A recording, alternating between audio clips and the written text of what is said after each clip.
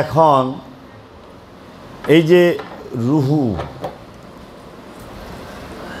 রু কি সৃষ্টি না স্রষ্টা? রু কি নূর না নার? রুহ এটা কি নূর না নার? নার অর্থ হইল আগুন, নূর অর্থ জ্যোতি, উজালা, একদম পরিষ্কার। এখন রু কি জাত নূর না সিফাত নূর? রু হইল সমস্ত কিছুর জাত।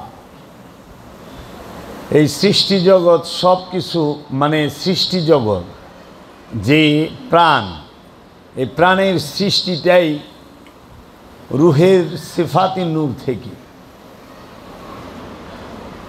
রুকে সৃষ্টি ধারণ করতে পারে না, এর লেগা নফসের মধ্যে রু থাকে না, নফসের নিকটে রু থাকে। নাহানো আকরাবু ইলাইহে মিন হাবলিল ওয়ারিদ, আমরা তোমার জীবন রোগের নিকটেই অবস্থান করি। এই জীবন রোগের নিকটে মানে নফসের নিকটে রু থাকে।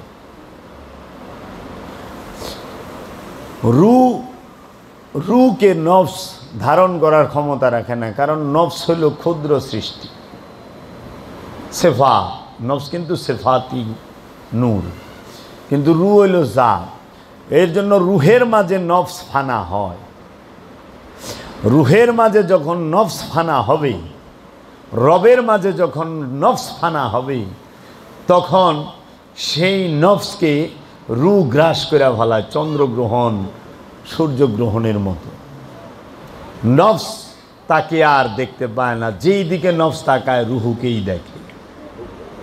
তাই কোরআন বলছে আইনা মা তুওয়াল্লু ফাসাম্মা ওয়াজহুল্লাহ, তুমি যেই দিকে তাকাইবা আমি আল্লাহ ছাড়া কিচ্ছু দেখবা না। কখন? যখন একটা নফস রুহের মাঝে সম্পূর্ণরূপে ফানা হয়, তখন এই রুহের মাঝে নফস ফানা হইতে হয়। এই রব কে? রুহের প্রকাশিত এবং বিকশিত রূপকেই বলা হয় রব।